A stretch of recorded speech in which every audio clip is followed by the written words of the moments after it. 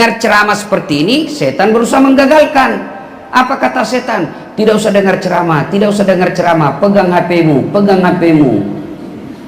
Jadi ibu-ibu yang pegang HP ketika saya ceramah itu sesungguhnya kena godaan setan. Bagaimana kau mau dengar ceramah kalau kau sibuk begini? Sudah dikasih tahu, masih juga dipegang HP-nya. Bukan lagi kena godaan setan, mungkin ibu sudah jadi setan. Simpan dulu HP-nya bu ya, simpan dulu, boleh? Boleh bu? Nah boleh ya. Ustadz kita mau rekam, kalau ibu rekam nanti gambarnya tidak jelas, suaranya juga bising. Tapi kita mau dengar nanti ini ceramah Ustadz. Ini ada kamera saya bawa. Tapi kau bawa pulang ke Makassar kameramu Ustadz, nonton YouTube. Iya toh? Pengajian Maulid Fatimah As-Sahra. Iya, sudah nonton? Jangan lupa like and share. Ya bu, jangan ketawa, saya serius ibu. Kalau ibu follow artis apa ibu dapat?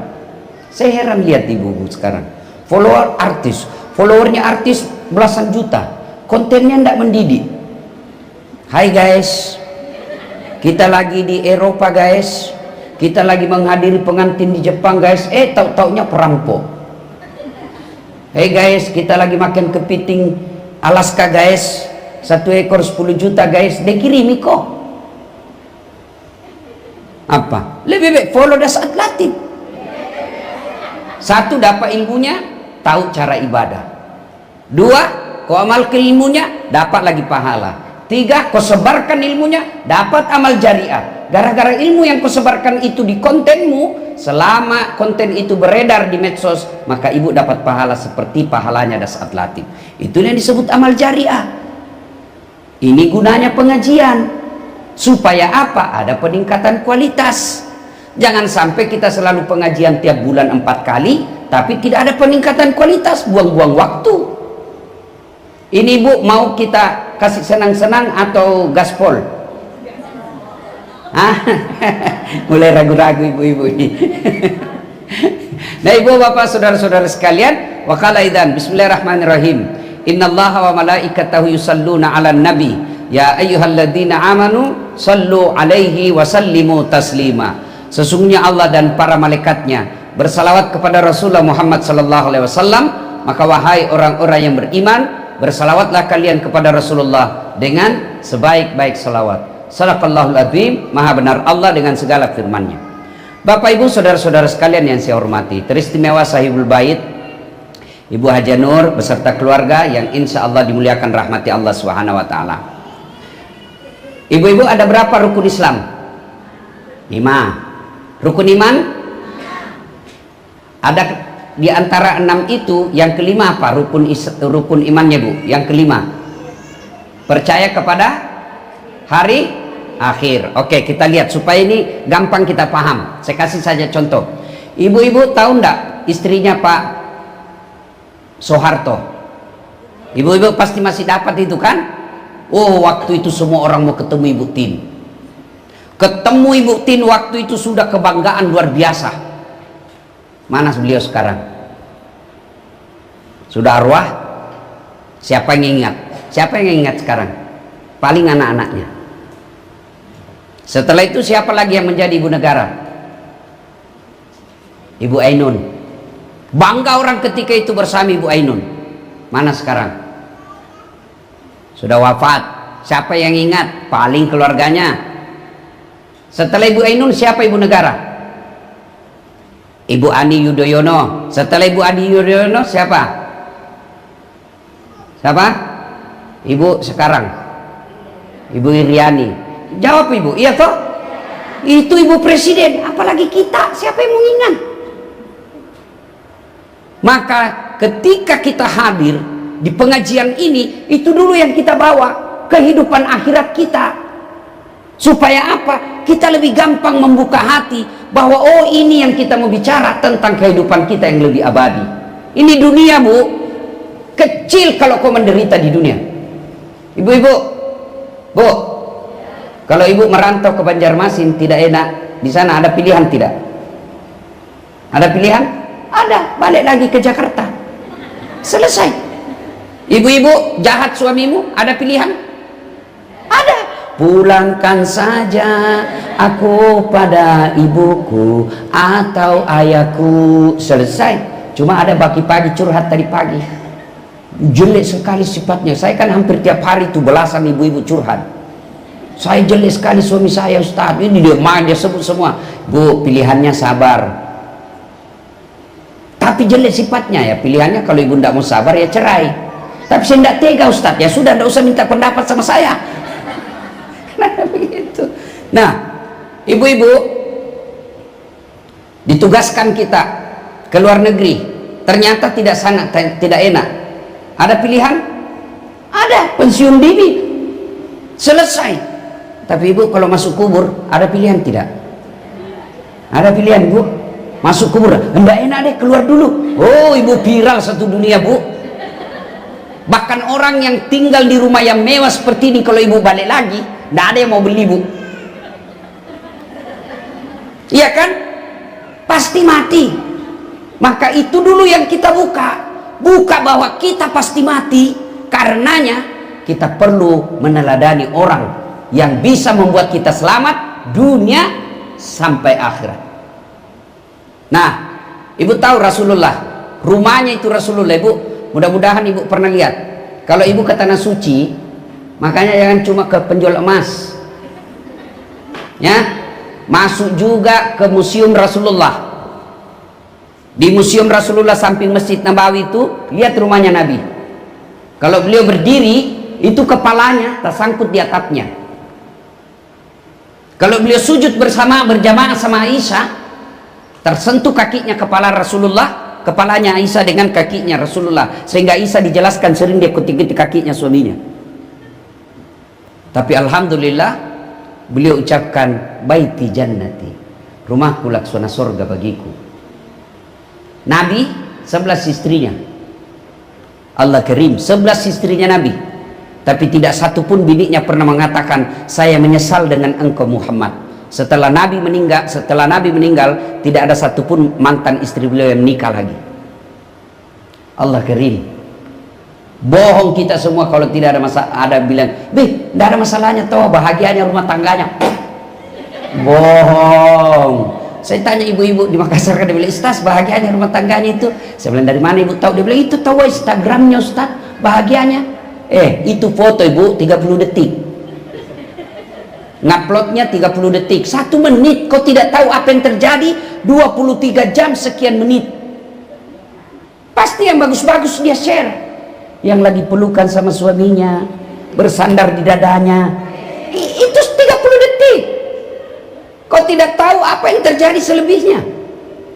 Masa ada orang lagi bertengkar sama suaminya, dia live streaming, halo guys, saya lagi bertengkar ini, belen-belen gitu. Pasti yang dicerita yang baik-baik. Maka apa rahasianya Rasulullah dalam menghadapi masalah dalam rumah tangganya? Ista'inu bisabri wassalah. Sabar, perbaiki sholatmu. Itu rahasianya. Makanya ibu-ibu kalau ada curhat sama saya, bu, sabar. Berat sabar Ustaz. Ya memang berat. Kenapa? Karena hadiahnya besar. Apa hadiahnya orang sabar? Innallaha ma'as-sabirin. Allah bersama orang-orang yang sabar. Ibu aja ketemu Ibu Nur sudah selfie-selfie, bahagia. Ibu aja ketemu Dasat sudah selfie, ketemu Jokowi sudah selfie. Wah guys, kita lagi sama presiden, padahal presiden sebentar lagi habis. Iya toh? Bagaimana bersama dengan Allah? Maka hadiahnya besar, kuat, cobaan besar, karena hadiahnya juga besar. Kalau sabar tidak berat, maka hadiahnya cukup kipas angin. Kan sabar berat. Innallaha ma'as-sabirin. Allah bersama dengan orang sabar. Ada ibu yang curhat sama saya, Ustaz, begini suamiku, sabar. Tidak ada sudah kali itu ilmu sabar. Bagaimana aplikasinya ilmu sabar? Gampang diucapkan. Mana aplikasinya? Alladzi iza asabatu musibah qalu inna lillahi wa inna ilaihi rajiun.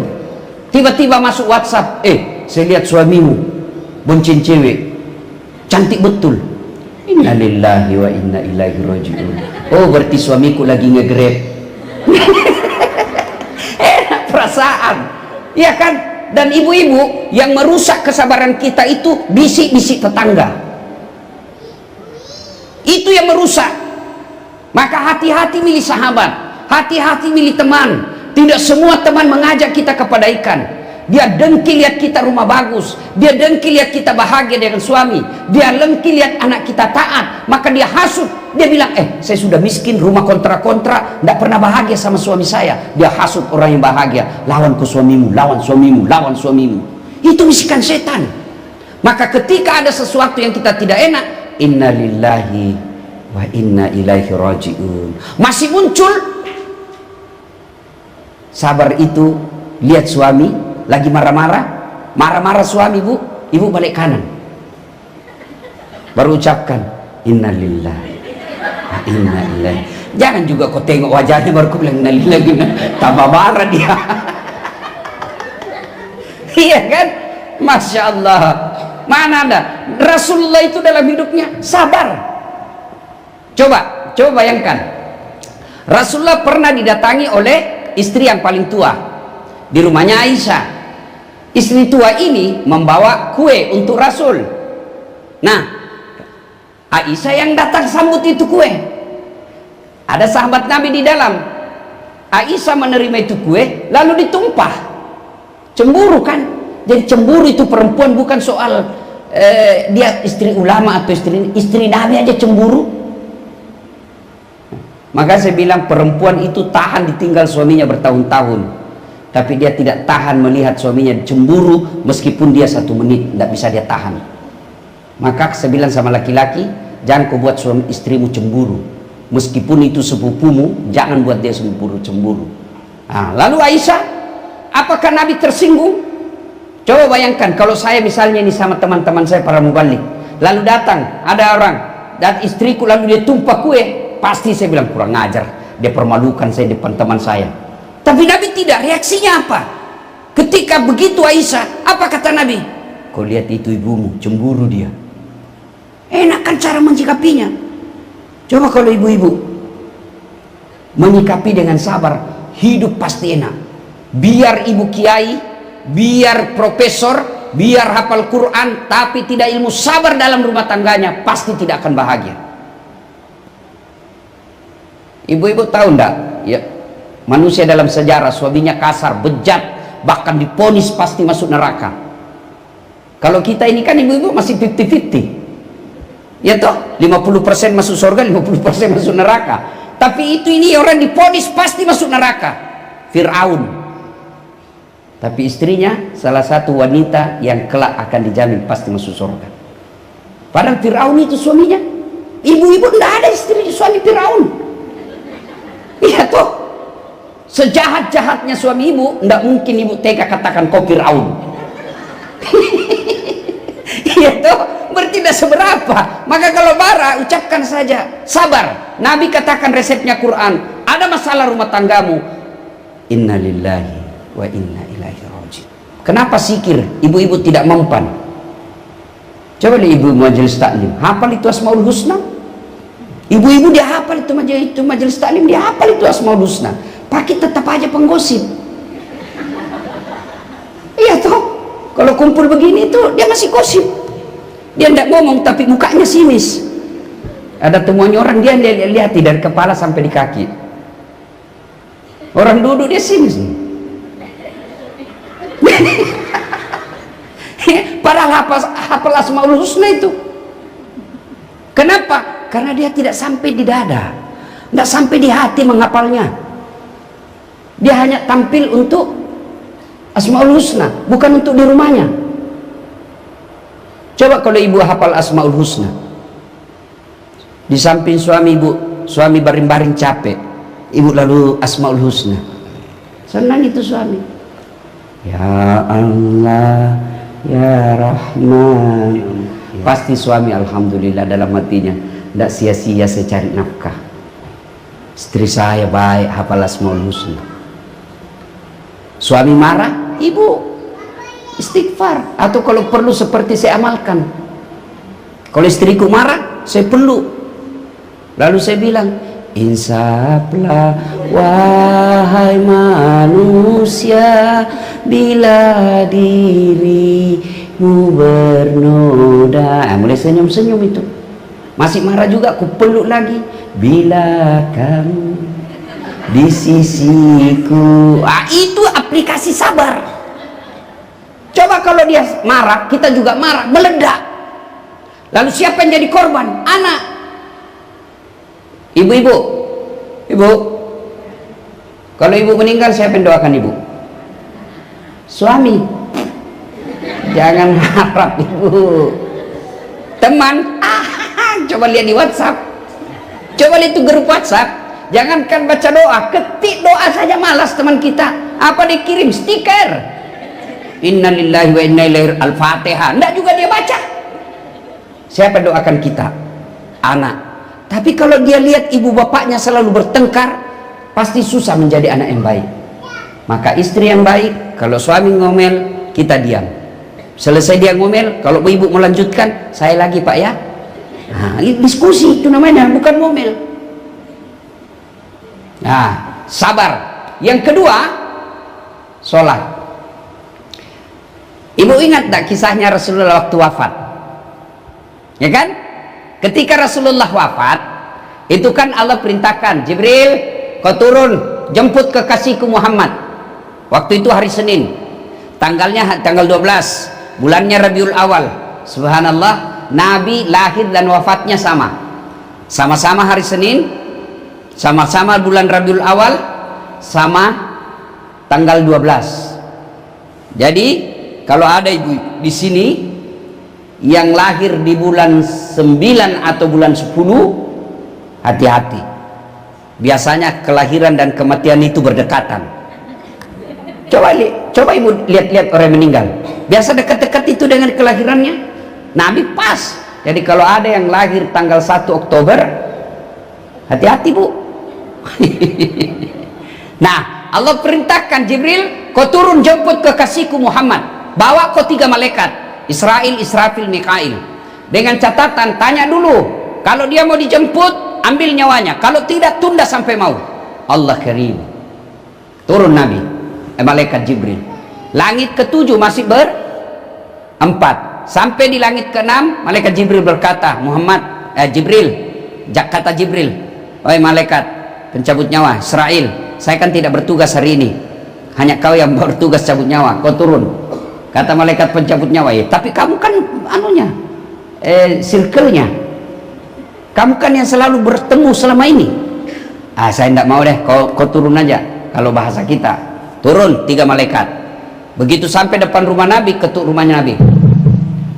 Assalamualaikum warahmatullahi wabarakatuh. Fatimah buka. Pak, tidak ada orang. Kata Nabi, sudah ada di sampingku. Lalu berkata malaikat pencabut nyawa, ya Muhammad, hari ini saya diperintah cabut nyawamu. Kalau kamu mau, menurutmu bagaimana? Ibu-ibu kira-kira kalau ditanya dulu, saya yakin 1999 tidak ada yang jawab siap. Pasti dibilang tunggu dulu. Nabi, apa jawab Nabi? Hari ini saya siap. Cuma mana ini malaikat Jibril? Ada saya mau tanyakan dulu. Jibril menunggu di atas. Panggil dulu. Datang malaikat Jibril. Ya Jibril, kalau hari ini saya harus menghadap kepadamu, tolong kasih saya berita gembira.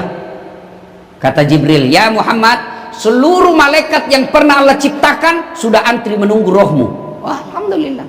Apalagi Jibril, ya Muhammad, meskipun engkau nabi paling terakhir, haram seluruh nabi dari Adam sampai Isa masuk surga sebelum engkau lebih dulu masuk surga. Alhamdulillah. Apalagi Jibril, ya Muhammad, kalau ada dosa dan kesalahan yang pernah kulakukan, Allah telah memberikan ampunan. Alhamdulillah.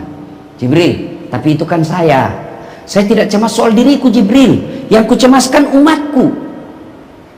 Bagaimana Fatimah, majelis taklim Fatimah As-Sahra, bagaimana mereka kasihan? Beliau tidak katakan bagaimana Hasan Hussein, bagaimana Aisyah, tidak. Bagaimana Fatimah, tidak satu pun keluarganya dicemaskan. Tapi apa kata Nabi? Itu untuk saya, tapi saya cemaskan bagaimana umatku ya Jibril. Jibril berkata, ya Muhammad, tunggu dulu, ini hak prerogatif Allah, saya naik dulu. Naik, malaikat Jibril turun lagi, mendapat laporan dari Allah. Ya Muhammad, saya dapat informasi dari Allah, meskipun engkau sudah tidak di tengah-tengah umatmu, meskipun engkau sudah tidak di Jakarta, selama umatmu berpegang kepada Quran, Sunnah, jangan cemas, mereka akan selamat dunia sampai akhirat.